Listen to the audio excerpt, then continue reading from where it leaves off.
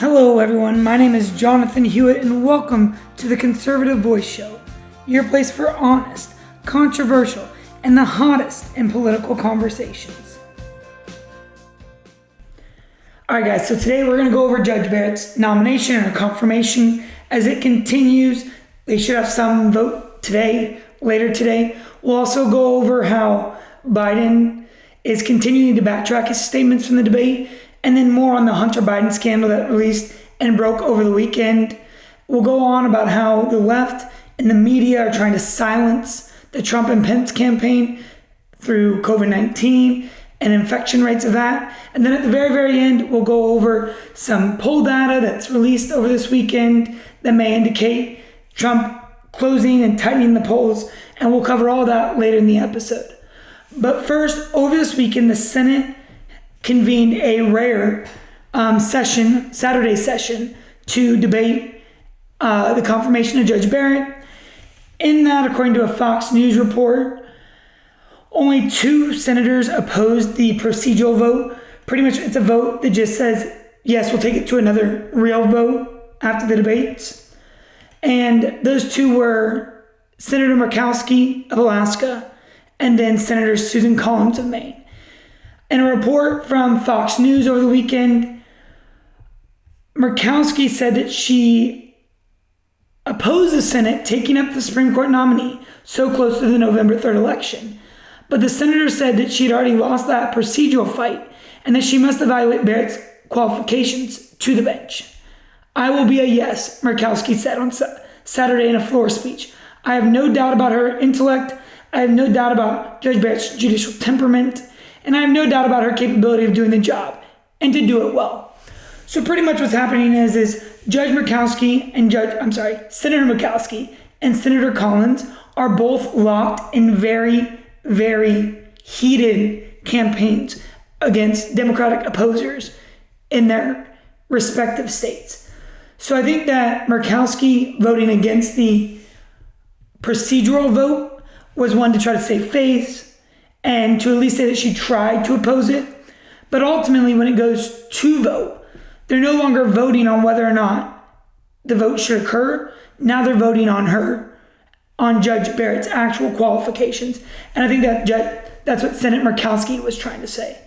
So the Republicans hold a 53-seat majority in the Senate, and those 2 Republican senators who broke party lines were obviously Senator Murkowski and Senator Collins. The stuff that they're saying is so overrated, and that the Democrats are just going to continue to throw a fit. The bottom line is that the Constitution says that the president shall nominate it, and it's the Senate's job to confirm it.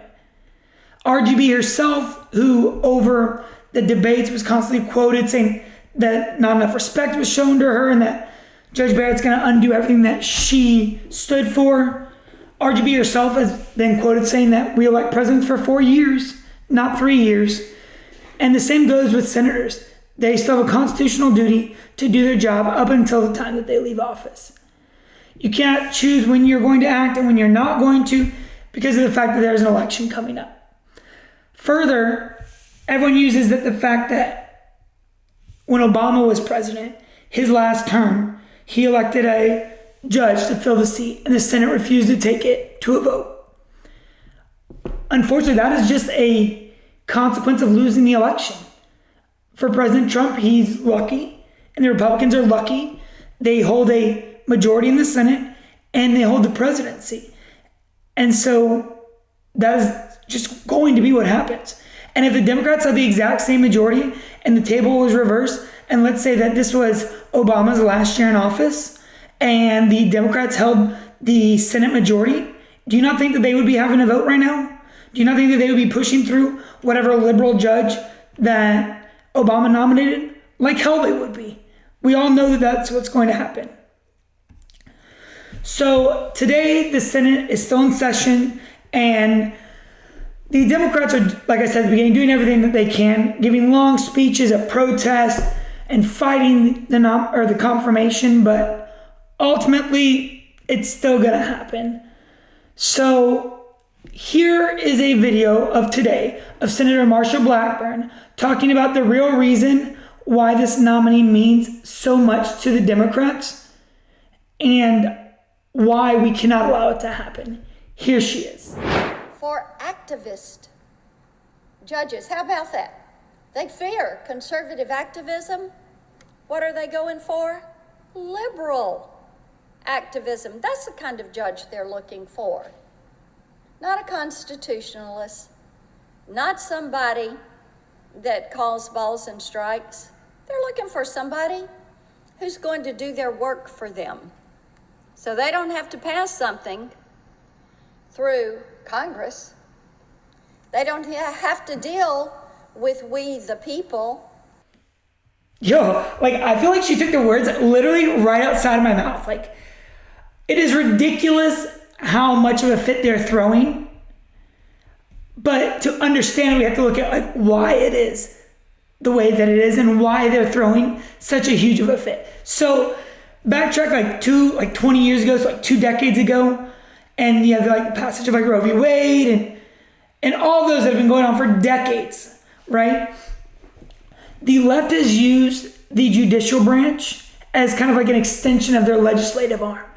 Like Senator Blackburn said, when the Democrats could not get something passed in Congress, they couldn't get the votes, or they couldn't get something to pass the Senate, they just looked to the Supreme Court and had the Supreme Court legislate from the bench.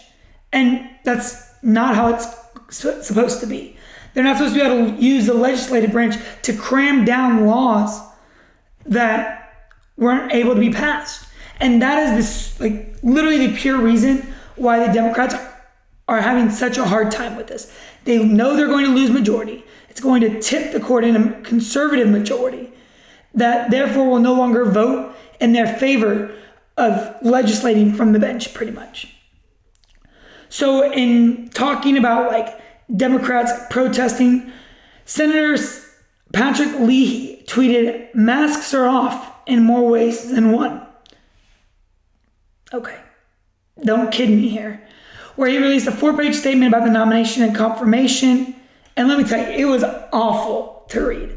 The hypocrisy, the absolute lies that were told in it were just terrible. Go to his Twitter, read it. It's absolutely horrendous.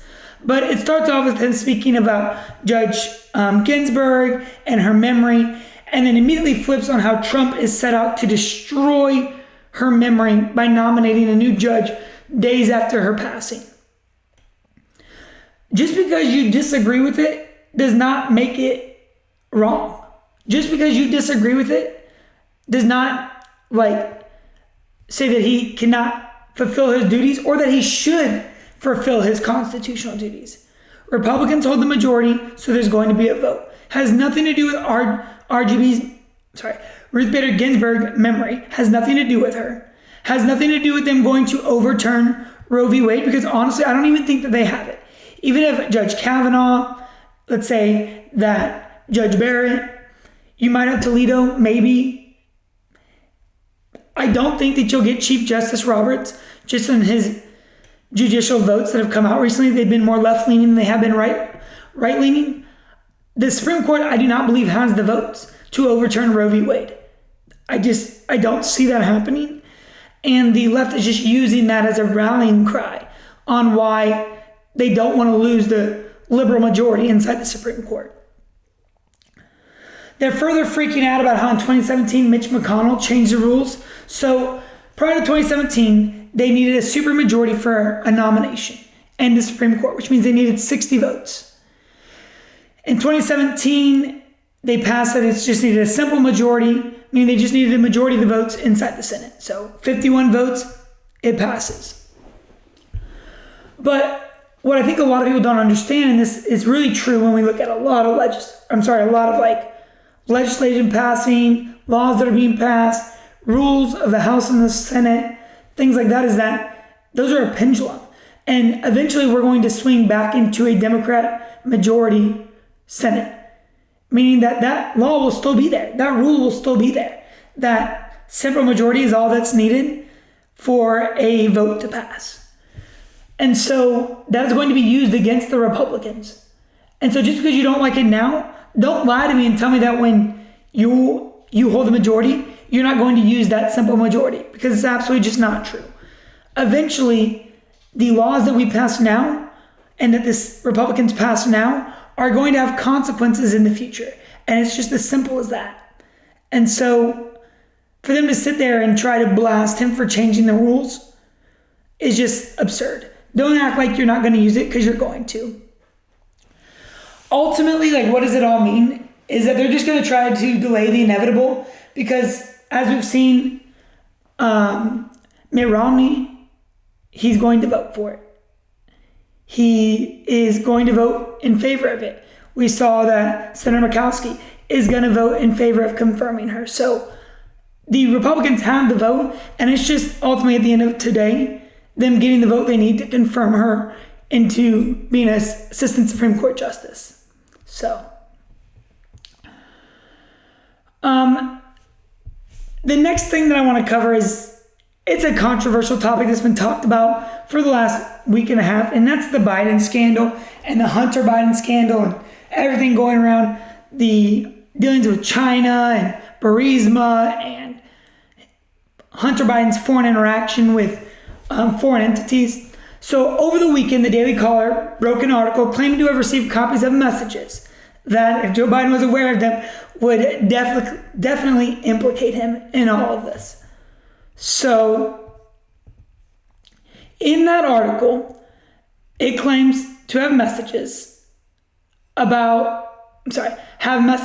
from Hunter Biden to Bob Alinsky, talking about how he wants to plan and how he chooses where they want a business, and that they need an American shell for the company, and that they want to avoid the FCPA and the FARA and all these legal laws that would ultimately get them in trouble. There's no simple way to put it, that it would implicate them, they get in trouble in federal law, and it would be very, very bad for the Biden family. So here's that inside the Daily Caller, written by Chuck Ross, who's an investigative reporter.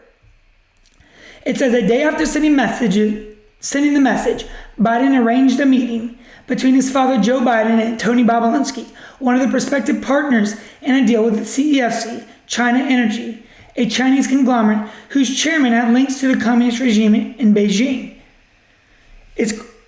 We don't have to register as foreign agents under the FCPA, which is much more expansive than the people who should know choose not to know, Hunter Biden wrote to Bobulinski on May 1st, 2017, according to the message obtained by the DCNF. No matter what, it will need to be the U.S. company at some level in order for us to make bids on federal and state-funded projects. Biden appeared to be referring to the Foreign Corrupt Practices Act, FCPA, as well as the Foreign Agent Registration Act. So we'll stop right there for now. To understand why that is so important, we got to kind of understand what those two acts do. So the Foreign Corrupt Practices Act was an act that was created to stop foreign entities and trade and foreign businesses from being able to bribe foreign officials in order to get better trade deals, be able to open up their business to better markets, things like that. Then the Foreign Agents Registration Act is an act that requires any business that's going to do business abroad to register as a foreign agent, pretty much. And what it does is that tells the federal government, hey, I'm doing business abroad.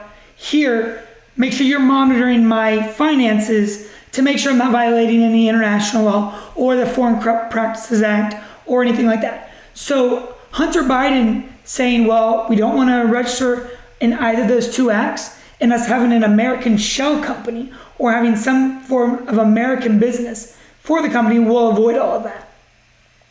Well, if you're not bribing a foreign official and you're not doing anything illegal, why would that matter? So I'm going to throw up on the screen here real quick just a picture of the messages that were they're allegedly between Hunter Biden and Tony Bobulinski, and I'll quote it exactly as it says here. It says, no matter, it will need to be a U.S. company at some level in order for us to make bids on federal and state-funded projects. Also, we don't want to have to register as foreign agents under the FCPA, which is much more expensive than people should know, choose not to know. James has very particular opinions about this, so I would ask him about the foreign entity. Regardless, we should have a DE come. I think that when you add all that together, you add up the part of the emails referring to an agreement that Hunter Biden was going to hold part of it, and then the big guy is going to hold part of it, and then it comes out that he didn't want to register in the FCPA or the FARA. It seems pretty clear that there was going to be some money going to Joe Biden, whether it be for investment, whether it be for political influence, whatever it may be. I think that if this message is true, it almost purely implicates Joe Biden as at least knowing about his son's foreign dealings, and if not directly involved in his son's foreign dealings. It needs to be investigated. The DOJ, the FBI need to be investigating this, and the fact that an FBI and the DOJ has not launched an inquiry into this is absolutely absurd. If it was flipped around and a member of Trump's family was being alleged to be trying to violate the FCPA or bypass the FCPA, or that he was in some form of dealing with a corrupt energy firm with ties to the communist regime in China, they would be all over that. Mueller's FBI, all over it. DOJ, all over it. And it's absolutely absurd that we have not seen that, especially as we're moving so close to an election where a potential contributor in that crime is a presidential candidate. It would have severe consequences. All right.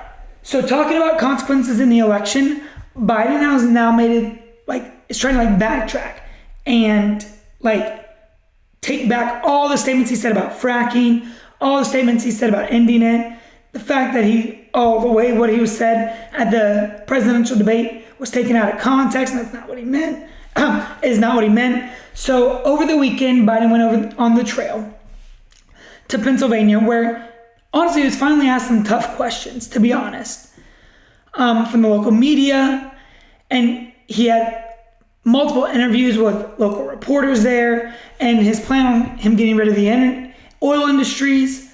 So in a report from Fox News, they talked about the transition from the oil industry and what Biden's intention is in that state, where he is then quoted saying in 3 separate local interviews, "Look, I'm from Scranton, Pennsylvania. My great-grandfather was a mining engineer, so I come from coal country. And I'm not talking about eliminating fracking. I just said no more fracking on federal lands," which is a lie. "With regards to gas, oil, coal, and all of it, the transition is taking place, having nothing to do with anything I'm proposing." Well, that's a lie. If you completely end fracking, even if it's on federal grounds, you are pushing towards that transition. Don't go trying to play that that your policies wouldn't play into that. Anyway, continuing, the fact is the fastest growing industries in the country are solar and wind. We can move in a direction where the transition takes place so that people are not left behind, and that we got to invest in the new technologies. Talking to an NBC affiliate, WRE, in Wilkes-Barre the same day, Biden said the same message. "I will not ban fracking. I said no fracking on federal land. I will not ban fracking, number one. Number two, the coal and, the natural gas industry and oil is not going to be fundamentally changed." All right. You've already said that you're going to end fracking. You never said on federal lands. The Trump administration released a video of you countless times saying that you're going to take it away. So you can't backtrack it and say that you're not when you've already said that you will. So the fact that you're going to continue saying that is just absurd. Further, according to a report from the United States energy employment report, the fuel employment by industry sector in Pennsylvania, mining and extraction jobs represent 44.3% of fuel jobs in Pennsylvania, being that mining and extraction is 23,512, while manufacturing accounts for 16,432. Oil and other petroleum, 18,550. Natural gas, 14,117. So when you're looking at almost 60,000 jobs being taken away, and not only will those people be out of jobs, you look at things like truck drivers that transport the oil. You're looking at the economic turmoil that it will cause, that now you have 60,000 plus people out of a job, not spending money in the local economy. That's huge. Like, what repercussions does that hold? And so, like Trump said, that's a big business statement that he made, saying that he's going to take it away. And now him trying to backpedal it on the back half as we get this close to election is just him lying. Like, he slams Trump over his inability to create with a comprehensive plan on COVID-19. COVID-19 is a pandemic that's ever changing and evolving, and something that was not precedented until 2020. Biden can't even come up with a comprehensive plan on what he plans to do with the energy sector and the oil sector. Once you said you're not going to ban it, then you say you're going to ban it, then you go back and say that you're not going to ban it. What is it, Joe? Like, come on, man. As he said, come on, man. Like, let's figure this out. All right. So further, over the weekend, Maggie Habersham of the New York Times reported that several of Pence's aides had contacted COVID-19. Well, the Democrats on the left have been kind of using COVID and the fact that people inside of the White House have become infected with it as a reason to silence their campaign. At this point, I'm just tired of hearing it, I'll be honest. I know you guys are too. But the virus is not going away. The cases are always going to rise.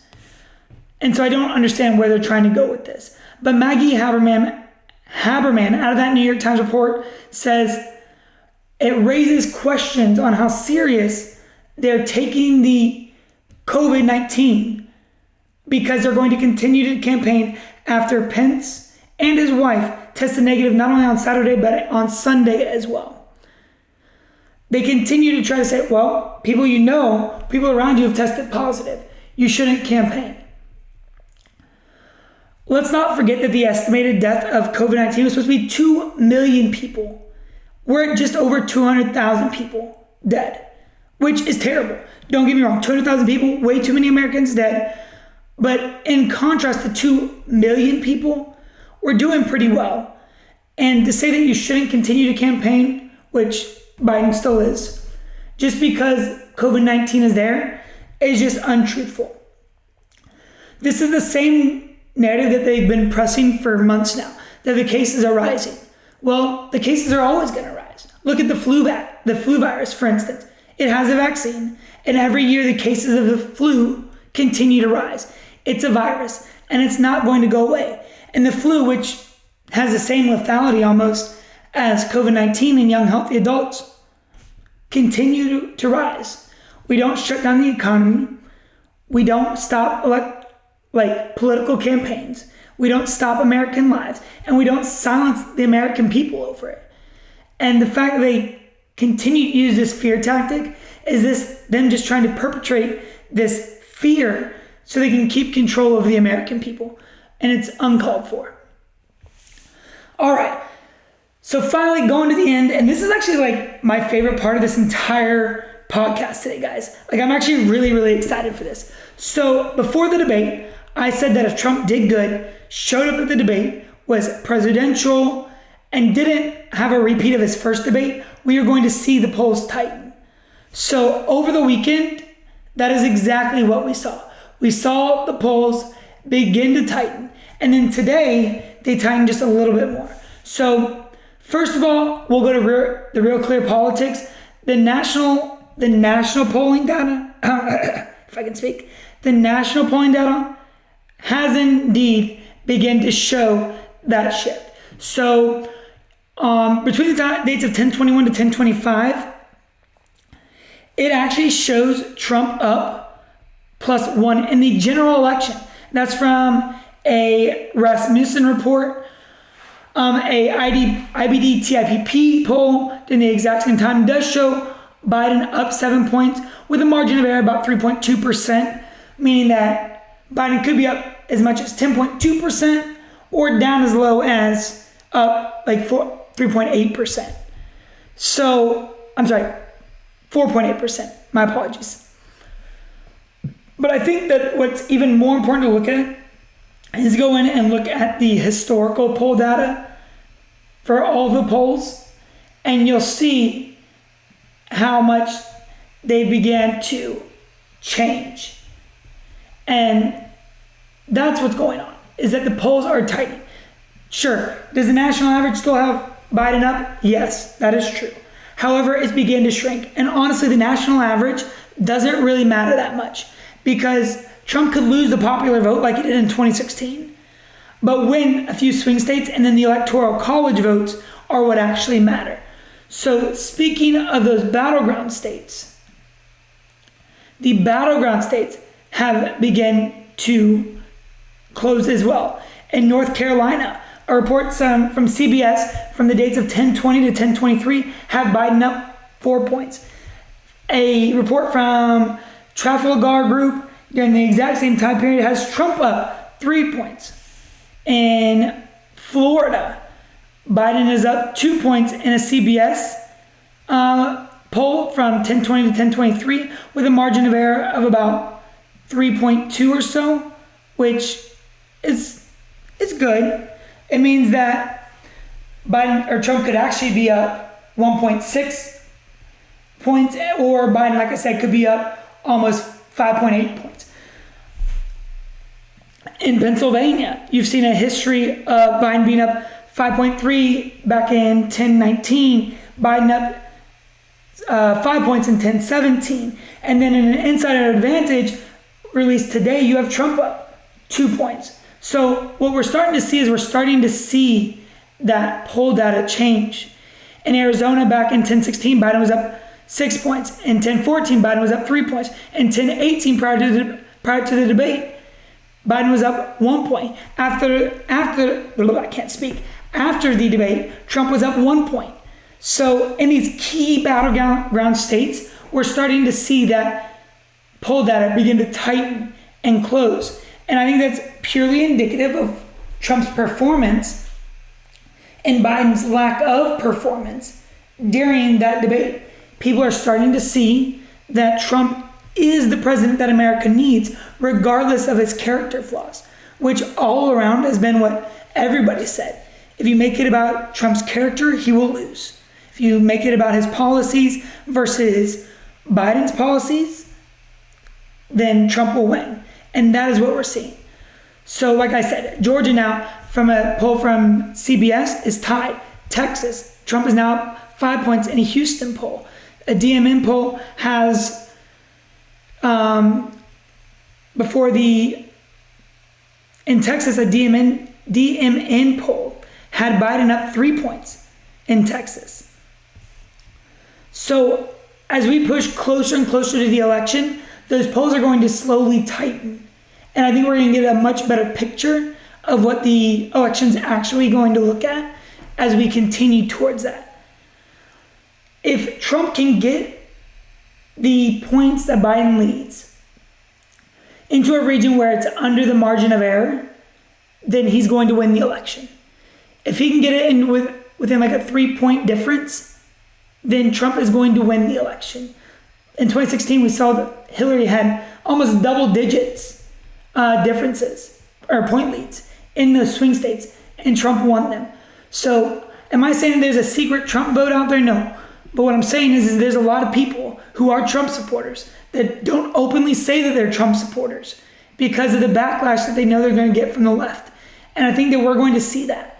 I think Trump's performance in the debate called out and motivated enough of the Republicans that were like, should I really vote for him or should I really vote at all? I think that that's what he did. He called out those Republicans that were on the fence and they're going to vote for him.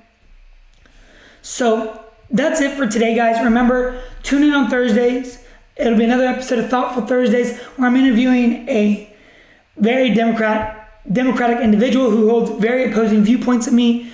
We'll be having a very controversial questions over today's most political questions: Black Lives Matter, Antifa, the confirmation of Judge Barrett, the election, and we will see those opposing viewpoints in that conversation. And as always, if you already don't, make sure you follow me on Twitter, on Instagram. You can find my actual video of this podcast on YouTube, so make sure that you follow there. Hit that subscribe button, turn on the notifications if you don't already, so you can get all the notifications of when I go live and when it's going to post. And as always, thank you all for watching, thank you all for listening, and God bless you all.